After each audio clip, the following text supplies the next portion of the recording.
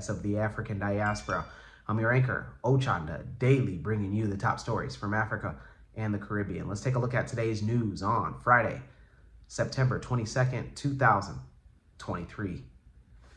We go to the United Nations General Assembly, where a West African leader has defended the coups in Africa. The recent coups in Africa are attempts by militaries to save their countries from presidents that have made broken promises. This was said by the head of Guinea's junta on Thursday as he addressed the West and the rest of the world at the United Nations General Assembly.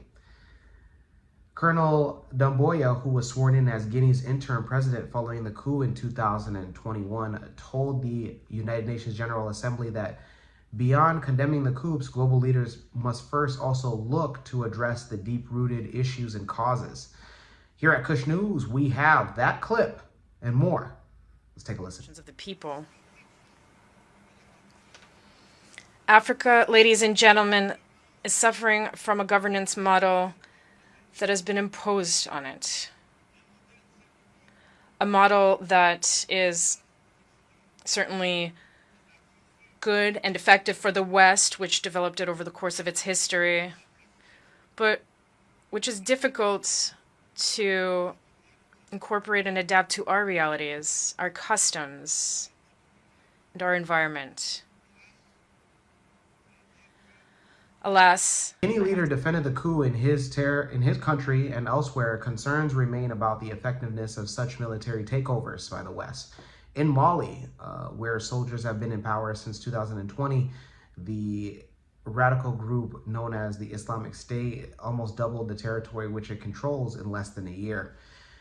Nigeria's President Bola Tinubu said military coups are wrong, as in any titled civilian political arrangement, there perpetuates injustice. He also added that the wave crossing parts of Africa does not demonstrate favor towards coups. Those in Guinea and also watching the United Nations General Assembly, let us know your thoughts. Let us know if you agree or side with the colonel in Guinea or President of Nigeria, Bola Tinubu. Let's go to East Africa and Ethiopia, where a U.S. government contractor is facing the death penalty. An American citizen who had top security and secret clearance was detained and accused of espionage in Ethiopia. On Friday, the criminal complaint against the suspect, Abraham Lemma, a resident of Silver Spring, Maryland, in the United States, is listed as an IT systems and data analysis was made public. Lemma allegedly conducted his espionage operations between December 2022 and August of 2023, placing tens of thousands of dollars in cash into bank accounts in the Washington area.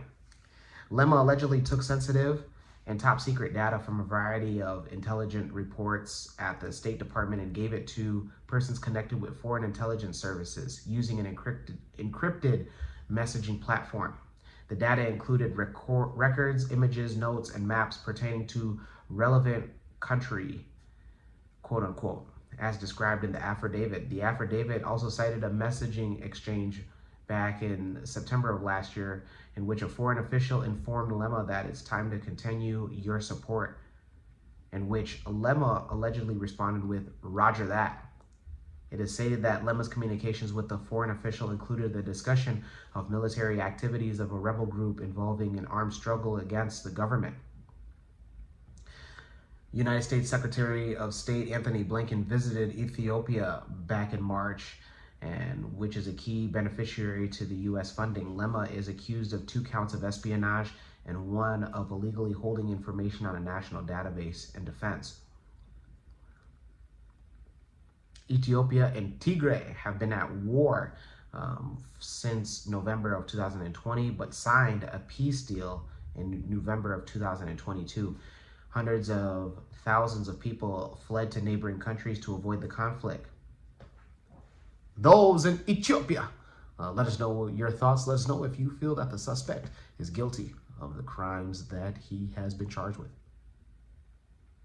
Let's stay in East Africa. And we go to Somalia, where the prime minister of the country has met with another dignitary. During the 78th session of the United Nations General Assembly, Somali Prime Minister Hamza Barre engaged in a constructive discussion with President of Comoros, Azil Osmani of Comoros. The dialogue was marked by expressions of mutual respect and a shared commitment to addressing pressing global issues and challenges. Prime Minister Barre extended sincere congratulations to the President of Comoros on his election to the chair of the African Union for 2023 and assured Somalia's unwavering support and cooperation in executing his mandate. Both leaders acknowledged the brotherly relations between the two countries, fortified by their shared membership in the Arab League and the Organization of Islamic Cooperation. The leaders also conveyed a shared understanding that despite their nations not being significant contributors to climate change, they are among those that endure the most severe repercussions. The conversation is reflective of a broader unified vision shared by many nations in response to escalating threats posed by climate change and other environmental crises. Those in Somalia, let us know on your thoughts about the two dignitaries meeting at the UN General Assembly. Let's go to the Caribbean. And there we go to Bermuda, where the government was hit by a cyber attack. The Bermuda government has acknowledged that it is experiencing some challenges with its information technology system and pointing a finger at another country. An official statement from the government says that there has been an incident which is affecting not only Bermuda government, but some other regional governments as well. The official said that while the government is in early stages of confirming what happened on Thursday afternoon, no digital information had been lost.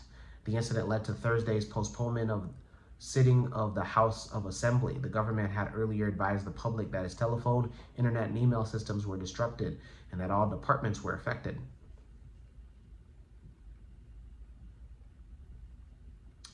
The Ministry of National Security said that they'll be consulting with external agencies and adding that they don't know, or they know of at least one other country that has been affected, suspected on the same level of attack. Those in Bermuda, let us know in your thoughts on the government possibly getting hit with a cyber attack from another nation.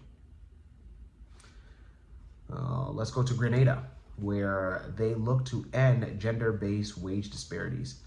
The government in Grenada has said that effective January 1st of next year will commence a method of compensation to workers both in the private and public sectors, and will see an end to disparity in salary based on gender. In June of 2022, the National Democratic Congress was elected to administer the affairs of the country, and within 3 months of being a committee, it was established in accordance in Section 51 of the 1999 Employment Act to review minimum wages in both the public and private sectors. The law mandates that there should be a review of work that falls in the minimum wage schedule. Among the recommendations of the committee, which was chaired by Dr. Kerlin Gilchrist, is an increase in wages for all categories.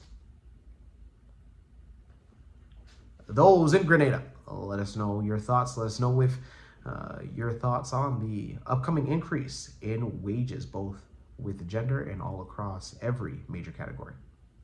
When we come back, we'll have today's African proverb of the day. Don't go anywhere. What's going on? MC Cadero, the #1 MC in the game. And I'm here at a wedding that I was booked for. You can also book me for not only your weddings, birthday parties, baby showers, graduation parties, all the above and everything in between. Visit www.mccadero.com. Looking forward to seeing you.